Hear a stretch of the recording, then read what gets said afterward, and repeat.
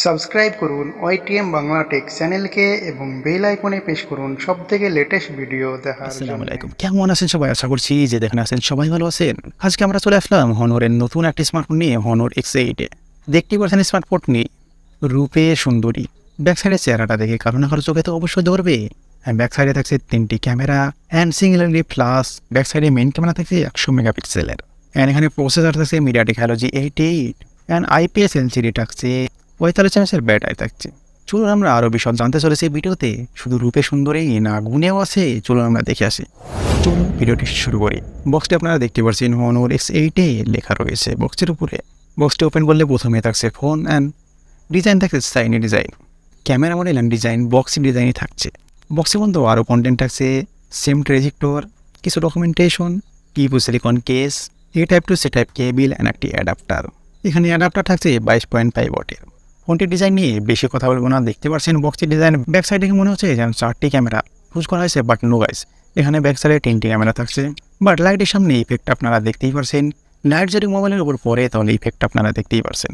হ্যাঁ, ফোনটির বটনে থাকছে speaker, C type port and primary microphone. Right সাইডে থাকছে পাওয়ার বটনের সঙ্গে থাকছে ফিঙ্গারপ্রিন্ট অ্যান্ড ভলিউম বটন। উপরে থাকছে secondary mic and air blaster and left সাইডে থাকছে সেম ট্রে, যেখানে একটি সিম একটি মেমোরি কার্ড ইউজ করতে পারবেন অথবা 2টি সিম ইউজ করতে পারবেন। যাই হোক, ফ্রেম ব্যাক সাইড সব কিছু মিলেই ডিজাইনটা একটা অসম ডিজাইন পেয়ে যাচ্ছেন।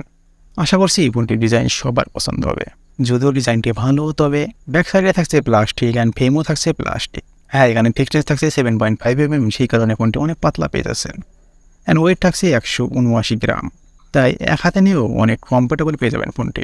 যাই হোক, ডিজাইন নিয়ে অনেক কথা হলো, চলুন আমরা এর ভেতরে কি আছে দেখে আসি। ডিসপ্লে যদি কথা বলি, IPS LCD display, 90 Hz refresh, 6.7 ইঞ্চের display and 89% screen to body রেশন থাকছে। এখানে ফুল HD+ ডিসপ্লে থাকছে 1100x2388 পিক্সেল। পিপিআই ডেন্সিটি থাকছে 391। হ্যাঁ, তবে আমরা বলতে পারি ডিসপ্লে দেখে যে প্রায় এখানে ফুলভেউ ডিসপ্লে পেয়ে যাচ্ছেন। মিড পাঞ্চল একটি ছোট্ট পাঞ্চল ডিসপ্লে থাকছে অ্যান্ড নিচের দিকে একটু বেশি বেজে পেয়ে যাচ্ছেন, বাট এটা বেশি কিছু নয়, এটা ঠিকঠাকই বলা যায়। বাট এখানে IPS LCD ইউজ করা হয়েছে, বুঝতেই পারছেন কেননা এটা লো বাজেট ফোন হতে চলেছে। এখানে সফটওয়্যার ইউজ করা হয়েছে অ্যান্ড্রয়েড 12 ম্যাজিক UI 6.1 অ্যান্ড এখানে প্রসেসর ইউজ করেছে মিডিয়াটেক হ্যালো G88। এই প্রসেসরটা Realme C55, Tecno Spark 10 Pro আরও অন্য আদার্স ফোনে রয়েছে। যেখানে পারফরমেন্সের কথা যদি বলি তাহলে ঠিকঠাক পারফরমেন্স পেয়ে যাবেন, যেটা 10 থেকে 15,000 প্রাইসের মধ্যে এই প্রসেসরটি ইউজ করা হয়। ডে টু ডে ইউজে ঠিকঠাক পারফরমেন্স পেয়ে যাবেন, বাট লো লেভেলেও হালকা একটু ফ্রেমের সমস্যা হতে পারে। গেম খেলতে পারবেন, কোনো অসুবিধা নেই, তবে বেশি হার্ড গেম খেললে অবশ্যই সমস্যা হবে। হালকা ফুলকা গেম, হালকা ফুলকা ভিডিও দেখবেন, হোয়াটসঅ্যাপ করবেন, ঠিক আছে, বেশি আশা করবেন না। এটা লো বাজেট ফোন। এখানে 128GB 6GB ভ্যারিয়েন্ট পেয়ে যাচ্ছেন, 128GB 8GB পেয়ে যাচ্ছেন।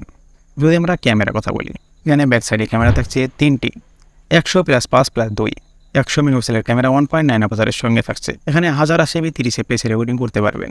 সেলফি ক্যামেরায় 16 মেগাপিক্সেলের সেলফি ক্যামেরা থাকছে, 1080p এখানেও 30 fps রেকর্ডিং করতে পারবেন। এই ক্যামেরাতে তোলা কিছু ফটো স্যাম্পল আপনারা দেখতে পাচ্ছেন, দেখে আন্দাজ লাগাতে পারছেন যে ক্যামেরা কোয়ালিটি কেমন হতে চলেছে।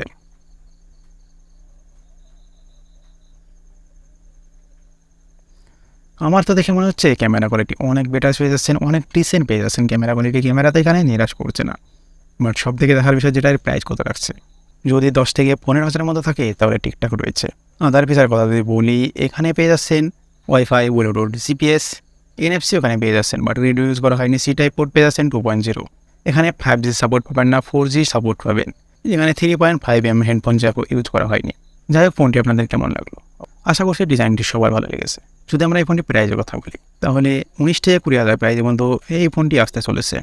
এই প্রাইজে এই ফোনটি নট অ্যাকসেপ্ট। 10 থেকে 15,000 প্রাইজের মধ্যে ঠিক ছিল।